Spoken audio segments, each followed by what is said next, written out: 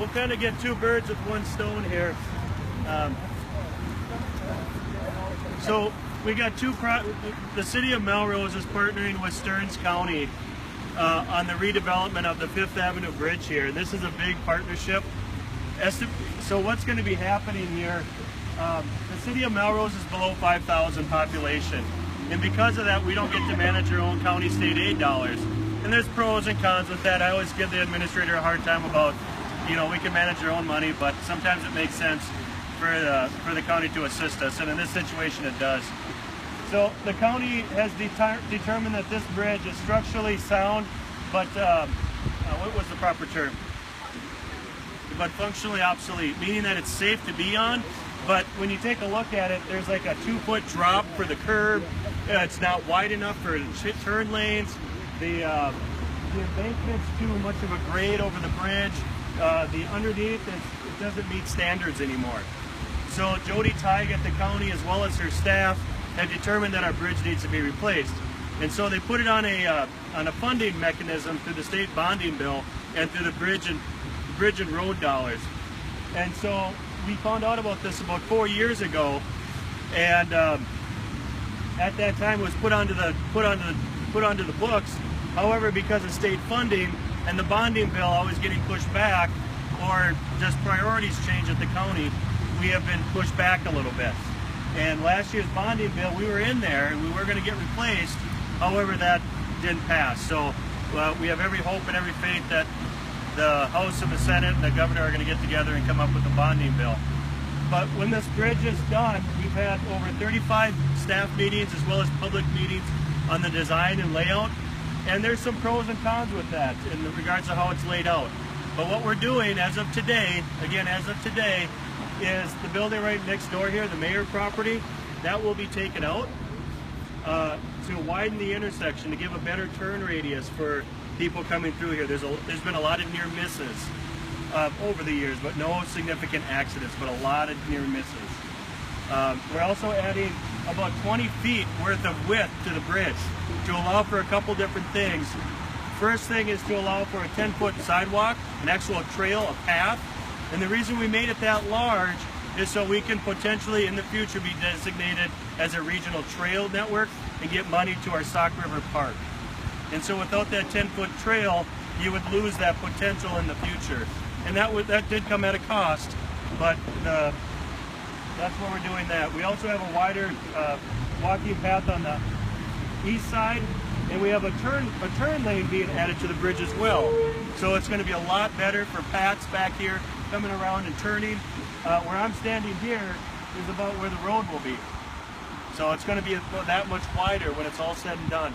So significantly wider and safer for the approaches. And one of the nice aesthetic things that we're adding to the bridge is a walking path underneath the bridge. Again, trying to make it regionally significant and draw people to our community and want to be here.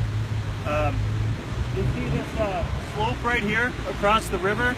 That's going to turn into a retaining wall where that bicycle walking path will follow along into our walking path to the north, as you can see. So George Traeger will have a little safer place to walk. Is he still here? Okay. So that's the big project we're working on. The total estimated cost for the city is upwards of $900,000. And those costs are split out between the general fund, the electric fund, the water fund, and the storm sewer fund that we have. So general fund is about $400,000, and then the other utility funds will be covering the other costs. So that's still moving forward. Where I'm standing right now, the city council is doing some very proactive thinking in regards to the future for this craft wall, we call it. Right where we're standing, back in the 60s and 70s and 80s, there's a large craft plant located here. And the craft plant, well, that burnt down. And so after that, the city partnered with them and tore the building down, and now it's a large open parking spot. So, but what we're doing is that left this retaining wall, and this retaining wall is struggling now, and it's actually started last year we had to repair it because the wall actually started to give way. And so we have 2 engineering studies that say it's structurally unsound and we need to do something about it. So the council has partnered with WSB, our engineering firm, to develop a new rip-rap, step and slope rock wall to go down into the waterway here. Large partnership with the DNR. Estimated cost is upwards of $250,000 for us to do that. We're partnering with Soil and Water Conservation, the Sauk River Watershed, to do some stream barbs for fish restoration, natural environment. We're also talking about getting rid of this island here, Gilligan's Island, I like to call it.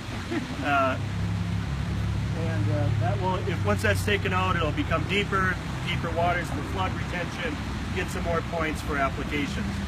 So that's what's going on here. Our intent is to do this all at once if we can, but again, it's going to boil down to money, and can we afford to do it or not, and that's where we got to make some tough decisions. The other thing we wanted to draw your attention to in a whole, and this is where kind of George comes into play again too, Melrose Lake. Melrose Lake here is an asset to the community, but over the years, as most communities have, is we've turned our backs to the lakes and to the rivers and to the streams and kind of a dumping grounds almost in some situations. Not in Melrose, we're not going to do that here. And so what we've done is we've decided to face the lake and face the river. And by doing that, we're doing this riprap here, we're fixing the bridge, walking trails. But for the lake here, we have some challenges going on because our lake is basically the end of the funnel for all the sediment that's coming down the lake stream. So our depths of our lake have dropped significantly over the years. In some points of that lake, it's probably only 2 feet deep. And that's because of the sediment that's coming in. And so we're looking at some partnerships to improve the water quality, the depth of the lake, improve the fish rearing areas. But we've come up with some rough estimates to dredge the lake to get it back to where it should be, and that becomes very, very daunting to get to where we need to be there. But we've partnered with the Sauk River Watershed to ask them to put on their 5-year capital plan so they can partner with Bowser and the other federally funded programs to increase that funding for that program. So, but again, it's definitely a long road to hoe to get the lake to where we want it to be, to where it was back in the 80s. It was about 7 years ago when the water quality really started to change because the depths at that point just hit that teetering point. George, did I miss anything else? You didn't tell me we put 8,000 fish in the lake. Oh, George did it half himself too. He catches them right there and he brings them up and throws them in the lake. we bought a few thousand too. So we partnered with the Lake Association. The Lake Association by the way, did. Most of them we threw up there were pregnant. Oh, even better. Running a nursery. Yeah. So as you can see, Melrose has a lot of opportunity. We're in active negotiations. We've signed a land option for a potential market rate apartment complex next door here. So that's very exciting. Again, that's still in negotiations at this point, but it's a market rate, straight out market rate development. So if they can get the credit check, they can move in. So, but again, we're working on that process with them. We also have some other exciting opportunities to the east of town, but we're not at liberty to discuss that publicly, but very exciting opportunities for the long term for the community as a whole there. So I don't have anything else to share this evening. Mayor Finken, did you have any last comments Well, I just want to thank Mike. He's really has done his research since he's been here the last 6 years now? 5? Seems like 6. Yeah, seems like 10. But there's a lot going on in this community. And we want to make sure people know. We are going through some struggles, we're going through some high times. But it's our turn to show everybody we're gonna come out great on this. We are a very strong community. We are a great community. So it's gonna be exciting. I hope in a couple of years everybody comes back and sees the progress we are making. Because this is a wonderful community. I love it. So, yeah, and again, thanks to Mike. Mike has done so much hard work for our community. Great to have him as our administrator.